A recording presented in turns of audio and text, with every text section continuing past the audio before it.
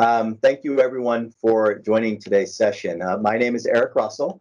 I'm a practice director here at Catapult Systems, and I have with me Vlad Katrinescu, who is an MVP at Valo Solutions. And today, we're going to be jointly presenting on the topic of personalizing user experience for remote workers. And we're going to feature a lot of Valo's products in that conversation and some strategies that you can use to personalize content and target it to different groups of employees. So without any further ado, we got about 40 minutes, so I'm going to jump right into it. In terms of an agenda, I'm just going to quickly walk through what is personalization, give a few examples of what is personalization, and just talk about it as a general concept. And then I'm going to do some example walkthroughs. And what this is going to be, there is essentially screenshots of some different areas of personalization. And what I'm really doing here is I'm setting Vlad up for his demo, because we will spend the majority of the time here today looking at different personalization scenarios. So we'll start with one on the intranet, we'll move into Teams, and then we'll bring it full circle with how we can connect those two user experiences, SharePoint, Teams, and your intranet. So we'll spend most of the time in the demo. Vlad, super excited to have you here with me today. So let's get through the PowerPoint. We'll get right to the demo here. So what is personalization? This is not a treat and tried definition in terms of, this is just Eric Russell's definition of what we've seen our clients do in form of personalization. So you won't find this on Wikipedia, Google it. You won't find this exact definition. This is just some of the experience that we have in terms of trying to wrap our head around what it means. It means different things to different people, but in general, right, kind of my quotation, it's a user experience that shows relevant content, right? Period, full stop. That's really what the goal is and what we're trying to achieve. And there are a number of ways that we can do that. We can start with news. Right? This is one of the most common things that we're asked to do whenever we implement a new intranet, is to build a beautiful news page, maybe even have a full width screen news rotator across the top, something that flips the news articles across. But we're oftentimes asked for the articles that are in the news rotator to only show for certain groups of individuals. Well, that's a form of personalization. And in that case, the owner of the news article is making an intentional decision to publish that content to that group of people. It's not necessarily security, right? So we're not preventing someone else who might not be in that group to be able to view that article. It's just a form of targeting. News articles, very, very common, but we also see a form of personalization around dashboards. What M365 or Office 365 group am I a member of? Right? Which ones have different workloads attached to it? And so just having a dashboard of kind of where's all my stuff, where are all my groups, is another form of personalization, because I am the common thread between all of the groups that are being shown to me. Trending content is also relevant, whether it's likes or comments. We can surface that type of a personalization. Navigation. Right, so we're all used to websites providing a global navigation, right? But oftentimes, employees, users have their own navigation needs. Not everything that they need to do their job might be a link or a resource on the intranet. So what about a way for me as an employee to be able to curate my own links? So that's the concept of my navigation and how to facilitate that. Employee dashboards that can show tasks, activities that I've been assigned. Very low-hanging fruit here, security trimming, making sure that you're not showing me something that I don't have access to.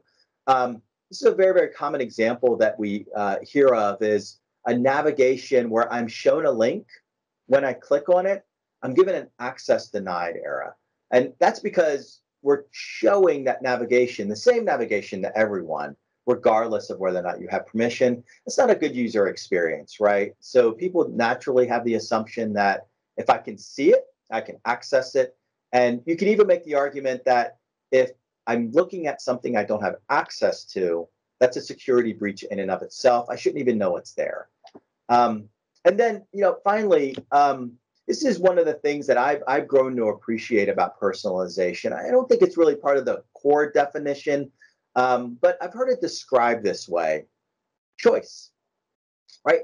Giving up people a choice on how to consume the information. And so these are some of the choices that we see and hear of, right? So what's on the left-hand side of the screen is a full resolution experience. So I'm presenting to you today on a full resolution monitor. So my user experience would render that website in all of its glory with all of its design. And I might be doing that from a laptop. I could be doing that from a desktop machine. But the key here is that it's through a browser, full width, full experience. But I also have an iPad, right? And so I might want to view that same website through a browser on my iPad.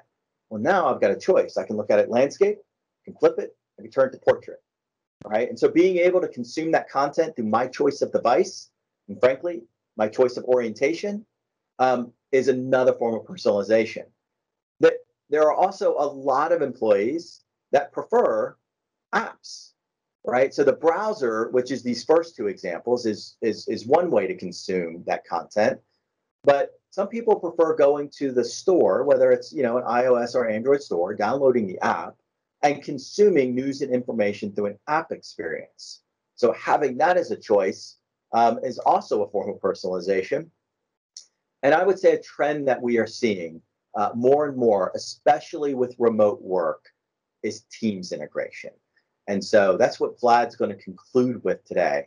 But we're beginning, especially since March, especially since COVID, especially since the new economy, we've seen a huge increase in the adoption of Teams. And so along with that comes, I would love to be able to see my intranet and my apps and solutions in that Teams experience. So I have the full breadth of being able to view the experience, that personalized experience through a desktop, laptop, browser, app, Teams, you name it, whatever that combination is, we should be able to provide that to the employees, especially remote workers, so they can find that content anywhere, anytime, any device. So I'm going to go through these quickly because Vlad's going to do more of a deep demo here. But in terms of intranet personalization, some of the areas that we are asked to target content to are the navigation, the About Us, internal services, teamwork, and what's new. This is just sample data here, but this is globally defined information.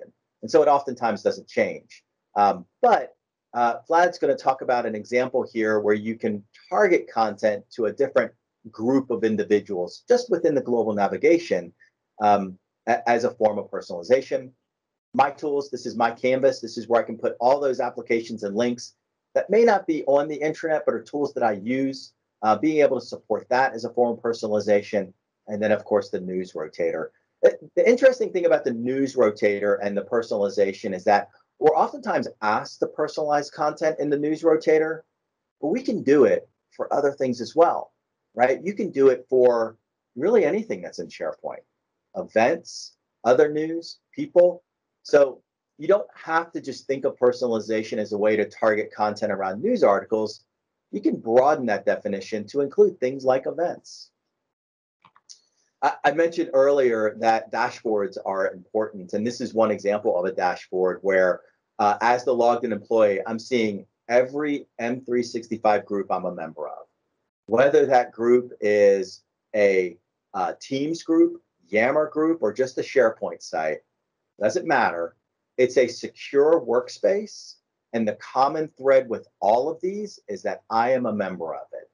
That is a form of personalization, and sometimes the context for the conversation starts here, especially with M365. There's a lot of tools out there, and so making it simple for the employee to find all of the places they're a member of, this is an example of being able to do that. And then finally, before I turn it over to you, Vlad, we'll talk about Teams integration. This is a little bit of a preview here. This is the Teams application. You'll notice that it does have the Teams on the left-hand side, and we're in a Teams meeting right now. So chat and activity is very, very common. But notice the side-loaded app up in the top left-hand corner. What this is pulling through is a user experience or the intranet that's on SharePoint that's normally viewed through a browser. But you know what? We're going to bring it right through to Teams. This is where real work is getting done. And so we're going to pull that user experience through in Teams.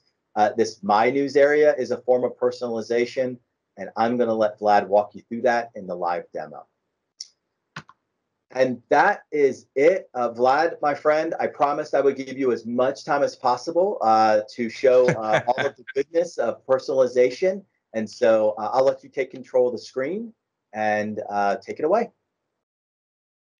Awesome. Thank you very much, Eric. Let me start sharing my screen here. Give me 1 second.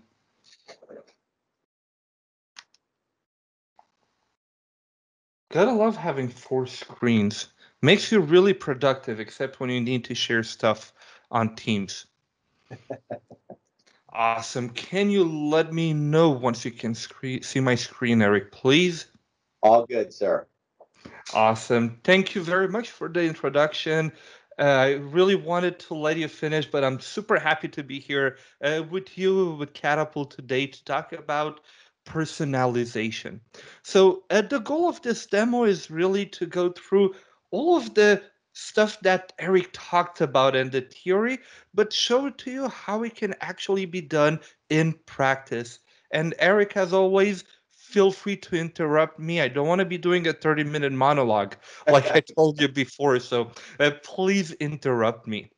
You bet. Uh, First things first, let's talk about the navigation right here at the top. In order to get the best productivity out of people, you need to make sure that the navigation actually is relevant for every single employee. I mean, of course, you're going to have multiple pages that are the same, probably all of the different forums, all of the different about the company, all of that. But often we have inside our intranet different sections that are only make sense for certain people inside of the organization. As one example can also be a new employee hub, and this is actually an example that I was discussing with Eric recently. When a new employee joins the company, you might want to have them inside of the intranet and the top new employee resources, maybe some quick links, make sure they fill all of the different forums, they sign up for with all of the different communities. But after 6 months or after an employee has been there for 3 years, do you really still want them to see that new employee at the top level of their navigation? Something you can do is, I'll just go here, manage the current page. Let's take a look at some of the settings. Let's put it at the top. And here I can actually configure an audience. So depending on how advanced you can make it as easy as, let's say I want to show it where the department equals sales. In this case, of course, you can do it more advanced, like the 6 month as soon as the employee joins example. But in most cases, some of the more permanent ones are probably going to be done by department, by location, by title, and things like that. So I can say, okay, show this only where the department equals finance or marketing, maybe. Let me click on save. And then I can even check with some people if I want. Let me pick, for example, Justin here, see, okay, would it match for the audience? No, this user would not match. So even as an end user that doesn't know all of the different advanced functionality of AD groups and SharePoint audiencing in the back, I can really configure it super easily inside of the navigation as well, not only at the top level, but one level lower, we can configure that customization, allowing users to even put the tools that they themselves want to have in there. In my tools here, as an example, as a user, I can go on edit And on the left-hand side of the screen, I have our links. And here, as a user, I can select, okay, I want to have Revit and Basecamp available. And those are tools that my intranet manager actually made available to me, but they did not force them on me. They're like, okay, those are the tools that people in the organization work with. You can go and select your own. Which ones do you need? Which ones make you productive? But chances are that my intranet manager doesn't actually know all of the different tools that I work with on a day-to-day basis. So I also have my links over here. So I can go and add a new link, and here I'm 100% in control. This is my own space where I can add, for example, I will add Catapult website here, and I should have probably copy pasted it before, but I'll guess it's catapultsystems.com. I'm Very sure good Eric guess. it was a good guess. A very Yes. good guess. Here in the category, I can even add a category amazing Valo partners here, so I can create my own categories and everything. So really allows me to be super productive and set my own things. Now, the other thing Eric mentioned, which I wanted to show you, was news targeting.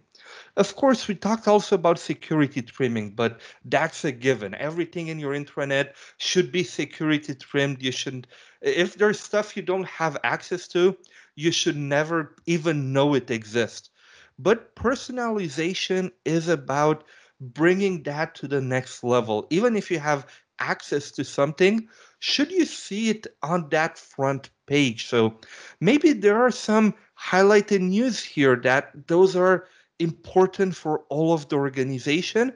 But after that, I want to have local news. So news that depend on my city or on my department. Or even you can have them like I have them in this setup where I have different tabs as a user can super easily go from global news. Okay, let me switch to local news now in the different tabs. And you can have one more that maybe says department news and things like that.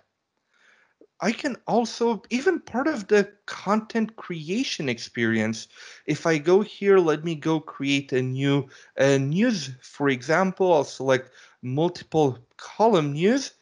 I can go and I can see all of the different locations where I can create this type of news. If I go with another user, so let me go in as another user here, let me go create content. I'll go on news again, multiple column news. You see, I have different options where I'm allowed to create news. So again, personalization is that mix of both security trimming as well as the different things that I see on the homepage. And it's not only about news. News is the easiest example, is the one that we all kind of, everybody has news on the internet. It's a given. But with Valo, you can actually also have targeted events, targeted polls, depending on that user's profile. If we go one step further, we can look also at teamwork. So, what is teamwork? And we believe that the digital workplace is not only about the intranet, it's also about merging that collaboration aspect into it. Even if the collaboration is not done inside of the intranet, how can we give access to relevant tools that users need to do their job inside of the intranet? So here as a user, as I go to this page, I see all of the sites that I have access to. So even if Eric is inside the same tenant, we might have some projects in common that we work on, but chances are that not all of our sites are the same. So it's not only security trimmed, but I can also actually create different filters. So I can say, okay, show me all of the project sites. and then I can save it as a filter and then have that show on the home page. Or I can say that, okay, people inside the project management team, whenever they want to create a project site, they actually can create it without going from an for a, with a through an approval, because they're from the project team. They're the ones that are supposed to create it. Or the same thing, maybe people from the HR team are allowed to create communities without going through an approval. But if Eric wants to create a new project site and Eric is in the sales department, okay, maybe that's when we need to go through an approval. So it's really about not only displaying content, but also about what a user can do. Can they create sites? Can somebody from communication might need to go through an approval to actually post the news on the HR site, but not somebody from HR? Oop, Eric, did you want to say something? Sorry, I heard some noise in the back. Yeah, no, no worries. I mean, this is a really great example. You've heard Vlad mention the terms personalization and security trimming, and for the purpose of this conversation, we're getting into the details of the different facets of that, and that's really the purpose of the session. But the thing I want to point out, I want us to all kind of take a step back and look at is that this is a user experience that employees are going to see, right? And so the employees are getting that type of personalization in the navigation. That's an area that you can have personalization in the tools area, in that teamwork area, in the homepage. And so to the employee, it's very seamless, right? What they're experiencing is not a targeted personalization and navigation and targeted news. They're just seeing content that's relevant to them. And that's the goal. And something that I wanted to bring up as a potential consideration is that when you begin to do personalization, you also have to follow that with a little bit of expectation that you will be seeing personalized content. So, for example, if you are the director of human resources and you are looking at your global navigation, or you're doing a search result and you're seeing something that's security trimmed and it says payroll, you might naturally come to the conclusion that, oh my gosh, payroll information is on the intranet. That's bad. And if it were not security trimmed, it would be bad. And so, one of the things that we like to coach people on with personalization is you should absolutely take advantage of it, but make sure that you're build a communication plan around the rollout of personalization, so you don't accidentally cause some fear, uncertainty, and doubt in people's user experience when they see content that they know they should only have access to on something that might otherwise be perceived as everyone has access to it. So just make sure there's a little bit of a communication plan before you roll out personalization, because what Vlad is showing you is a very seamless user experience, and your employees are just going to naturally assume that that content's relevant to them, but the opposite is true as well. They might see something that has been security trimmed for them, and they just want to make sure that that's real, right? That not everyone has access to payroll, for example. That's a great, that's a super important part of the project, Eric. And it's something, I'm not sure if you remember when Microsoft first launched Delve. It's been a few years now. It's been quite a while, but they showed it how you can go on somebody's profile and you can see the latest documents they've been working on and things like that. And at first, everybody freaked out because they thought it would give everybody access to all of your private documents and everything. And they had to do a lot of damage control on no, no, no, it's security trimmed, everything is safe. So having that communication in there is super important. And it's also that not only for the user, sometimes for IT as well, because it's not always easy to debug stuff on how come my colleague sees this, but I see that. I want to see that as well. And having to explain that. So doing that communication beforehand will avoid a lot of IT tickets in the future. Okay, so we've covered some of the basics for the intranet. We've covered a bit of teamwork, a bit of tabs over here. Now let's talk about Microsoft Teams. How much time do you spend in Microsoft Teams those days, Eric? All of it. All of the day? Yes, most of it for sure. Yeah, if it's not on the desktop, it's a bit on the phone as well, right? Uh, Yes, yes. I seem to be available 100% of the time these days.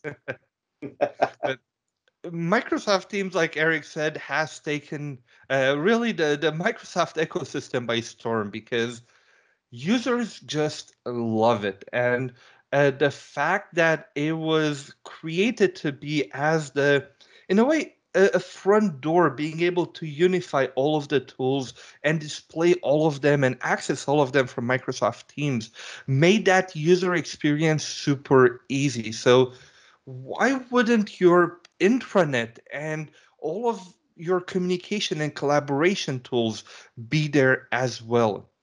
And with Valo Connect, what we've actually done, we actually have a different app for all of our products for ideas, teamwork, or one that brings all of them together, but we actually allow you to bring the intranet, including that personalized experience, directly in Microsoft Teams. So as a user directly from Teams, I can go to Valo Connect. Here we called it home, but you can call it Excalibur, the hub, whatever your intranet name is, and you can have access. You might want to have your homepage of the intranet. You can also actually have custom pages that have been designed with Microsoft Teams in mind. So you can have menus here, bring in your enterprise search so people can search all of that content, people directory, being able to quickly find people, as well as some of the other applications that I showed you, like teamwork. If somebody prefers to work from Microsoft Teams, why would you force them to go to SharePoint or to any other application in order for them to get access to their news? If they have to go through an extra step versus their day-to-day life, chances are they're going to do it less. So by uh, adding those communication tools, those collaboration tools directly where they work, they're going to be more engaged and participate more. And chances are that you don't have all of your uh, applications inside of SharePoint. I'm sure a lot of you might be using Power Apps, for example. I know, Eric, you guys won quite a few awards for Power Apps. I remember you guys at Inspire on stage last year for a bunch of Power Apps awards, or Power Platform, I should say, in general. Yeah, Uh, no, the Power Platform is getting a lot of adoption, and we actually have a sister session going on right now. We have two tracks going on, and the other track that's presenting right now is on the Power Platform. And so, one of the questions we have is, how do we curate the Power apps that we build into a central place for people to find them? So, yeah, this helps connect that story. Yes, so here what you actually see on screen, the Book a Room is one of the sample power apps that we have. So you can, well, not that we have from Valo, it's one of the Microsoft offered one actually. So all of you can get it right away. But you can bring those inside of Teams. So again, people have a single place, a single gallery that they can go to see all of the different Power Apps application. You might have Power Virtual Agents as well in there. So really bringing that Power Platform power inside of Teams. And if we want to actually bring that to a next level from a personalization experience, you can see that here my admin put it at the top and I have certain navigation items here. What you can do is you can actually create multiple apps for different audiences.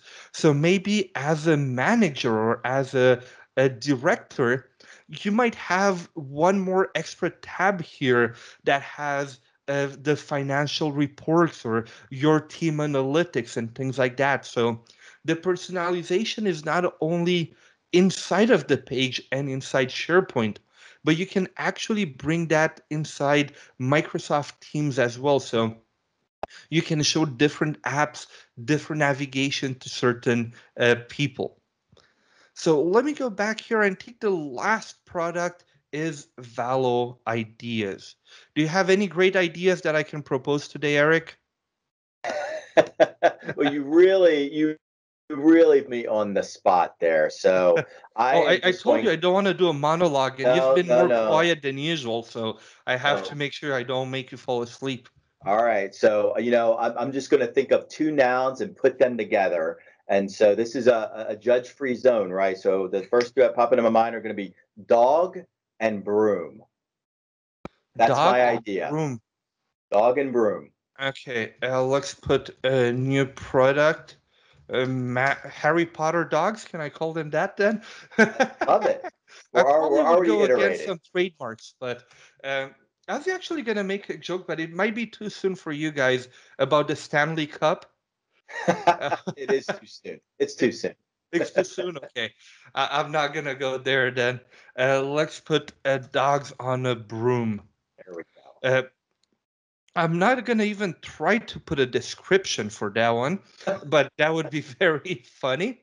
But here I can actually create that idea and put it into any of the teams that I have access to. So as a idea manager, I can select in which teams can people create ideas, which teams do we want to use for innovation, and I can also create different campaigns. So really, I can aggregate different innovation ideas depending on the subjects that I want to curate and everything. So I'll put this into general because there is no magic campaign in there. I should probably create a magic toys campaign in there after. Put it as new, select an image. Again, I'm not going to Google for dogs on a broom because I'm sure I will find some in there. Likely. It actually makes me think. I'm not sure if you've seen the husky one. There's actually a husky that has been memed a lot on the magic broom lately, but yeah, No. completely off topic. I'll need to find it and put it in the chat later. Sounds good. But yeah, so and then after that, of course, all of those ideas will be curated when I go inside my Valo home here. I have my ideas, and I'll see all of the ideas from the teams that I have access to, or from the different campaigns that I have subscribed to. I'll be able to see all of them in a single location. So, Vlad, is this an example of where ideas can be collaborated on within teams, but that dashboard you were showing, that's security trimmed, right? I'm only Of seeing course, the ideas that I have access to, which by definition, I'm a member of a team, correct? that is correct. So I always say security trimming is the base of everything. You need to have make sure everything is security trimmed in your tenant. And at Valo, of course, we take security very seriously, and everything by default is security trimmed. But you can take it one step further and add targeting personalization on top of that. So even if you, Eric, have access about all of the news happening now in Tampa Bay, you don't want to see that we've won the Stanley Cup when you go on the front page, right? Right, right. It's too soon. I'm not sure how many people from Texas are listening in right now, but I'm sure they don't like me. I'm from Montreal. We've lost way earlier, so Yes. for me, the pain has come and gone already. Awesome. All right. That's kind of it for me. I think we still have Yeah. 5 minutes. That's a record. Yeah, well, Vlad, I wanted to talk about another consideration around personalization. It's one that's oftentimes overlooked. Um, One of the things that you mentioned is that personalization can be really based off of data within an employee profile. And so, as you describe your employees, you may have office location, job title, business unit, etc. But sometimes there is a lack of confidence that that data is correct. And so when we have very early conversations around building personalization, whether that's building a new dashboard, building a new intranet, maybe just targeting a navigation within an existing intranet, the very first question we're going to ask is, how confident are you in the integrity of your data for the employee profile, knowing that that data is probably being sourced from elsewhere, right? And if the answer is not 100% confident, then it's definitely worth some time to go back, think about maybe a project before the project, so that there can be a little bit of data remediation, because these capabilities are only going to be as good as the data within your system. So it's not uncommon. You would not be alone if you were thinking right now, gosh, I would love to be able to personalize, but I don't think my employee profiles are quite there yet. You would not be alone. And so the reason that you would fund that type of effort to clean up that data and make sure it's accurate is so you can take advantage of some of these capabilities here. And that's going to lead to higher employee engagement.